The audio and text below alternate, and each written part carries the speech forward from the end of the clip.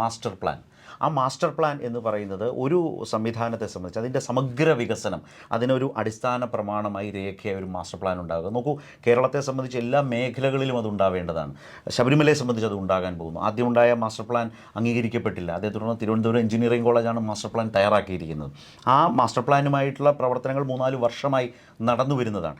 ഈ മാസ്റ്റർ പ്ലാനാണ് ഈ പമ്പയിൽ നടക്കുന്ന ആഗോള സംഗമത്തിൽ അവതരിപ്പിക്കുന്നത്. അവിടെ വരുന്ന ഈ പ്രതിനിധികൾ, ഏതാണ്ട് 3000-ഓളം പ്രതിനിധികൾ വിദേശ രാജ്യങ്ങളിലെ വിവിധ അനുഭവങ്ങളിൽ ജീവിക്കുന്ന വിശ്വാസികളായിട്ടുള്ള അയ്യപ്പ ഭക്തരായിട്ടുള്ള ആളുകൾ, അവരുടെ കൂടി അനുഭവങ്ങളുടെ പശ്ചാത്തലത്തിൽ ശബരിമല അനുഭവം ഉണ്ടാകും, ലോകാനുഭവം ഉണ്ടാകും. ഇതെല്ലാം ചേർത്ത് വെച്ചിട്ട് ഈ മാസ്റ്റർ പ്ലാനിൽ കുറേ കൂടി നിർദ്ദേശങ്ങൾ വരും. ഈ നിർദ്ദേശങ്ങൾ ഒരു വിദഗ്ധ സമിതിക്ക് മുമ്പാകെ പോകുന്നു. വിദഗ്ധ സമിതിയാണ് ഈ സംഗമത്തിലെ നിർദ്ദേശങ്ങളൊക്കെ പരിഗണിച്ചുകൊണ്ട് ശാശ്വതമായി വളരെ എല്ലാ കാലത്തേക്കും ശബരിമലയ്ക്ക് പറ്റുന്ന ഒരു മാസ്റ്റർ പ്ലാൻ, അതായത് അതാത് കാലത്തെ ആളുകൾക്ക്, ഭരണാധികാരികൾക്ക്, അതിൻ്റെ സംഘാടകർക്ക് എന്ന് പറഞ്ഞാൽ ബോർഡിനോ ഒന്നും തോന്നിയതുപോലെ ചെയ്യാൻ കഴിയില്ല.